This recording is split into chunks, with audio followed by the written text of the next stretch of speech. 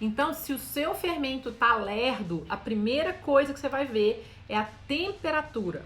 Se tá muito frio, tem que caçar uma fonte de calor.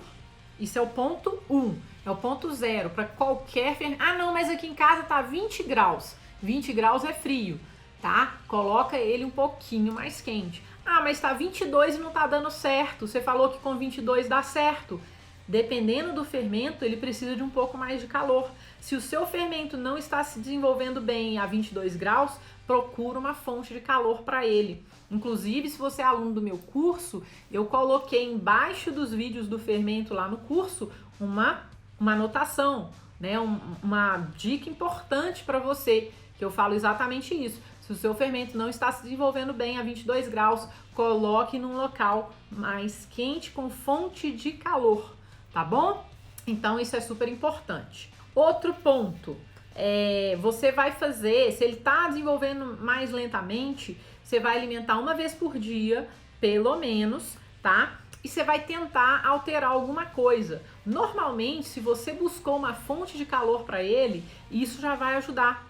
Provavelmente isso vai até resolver, tá? Mas se isso não resolver, você vai continuar alimentando uma vez por dia e você vai procurar buscar outras mudanças, outras coisas que você precisa fazer, tá? Entre elas, você pode aumentar a proporção de isca do seu fermento. Então vamos supor que você está alimentando ele na proporção 1, 2, 2 ou 1, 2, 3.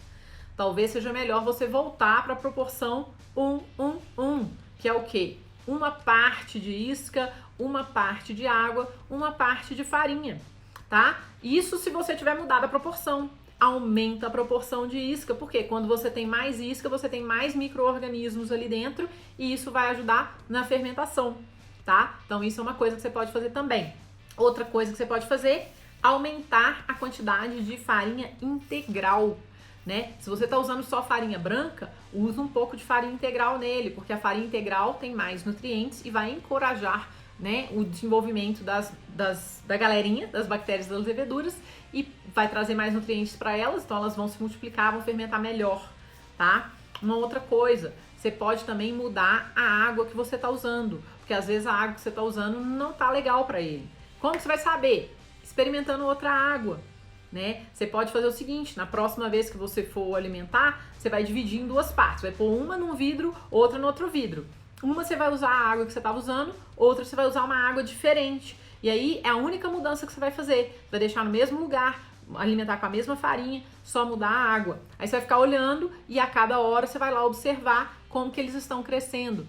E aí imediatamente você vai perceber se existe diferença e se o problema era a água. Porque se o problema for a água, na água que você trocou, você vai perceber que ele fermenta melhor, tá? Então, isso é uma coisa que você pode fazer também. E outra coisa que você pode fazer, né? Se você tá usando uma farinhazinha muito fraquinha, farinha de supermercado, por quê? Porque é a única que você tem, não tem outra na sua região. Então é farinha, né? Normalmente aquelas farinhas que chama farinha tipo 1, que é farinha para bolo, né? A farinha que a gente usa para tudo. Então, se por exemplo, se você tá usando lá a proporção 1, 1, 1, 1 ou 1, 2, 2, que é a mesma quantidade de água e de farinha e de isca, ou uma quantidade de isca, 2 de água e 2 de farinha, você vê que tem muita água, né? Então você pode usar uma proporção que é a 1, 2, 3, que tem uma parte de isca, 2 de água e 3 de farinha, que é uma proporção que tem menos água. E para farinhas mais fracas, isso pode ajudar na estruturação dele, porque às vezes ele até está fermentando, só que como a sua farinha é muito fraquinha, você não percebe muito o aumento em volume porque a sua massa não tem estrutura suficiente para segurar o volume. E aí quando você coloca na proporção 1, 2, 3, ela vai crescer, vai ter mais estrutura e vai aguentar ir crescendo em volume por mais tempo. E aí você vai perceber realmente essa mudança em volume na proporção 1, 2, 3, tá bom? Então isso são coisas que você pode fazer na sua casa, sem ter que mudar muita coisa, para você ajudar a bombar o seu fermento bebê que está lento.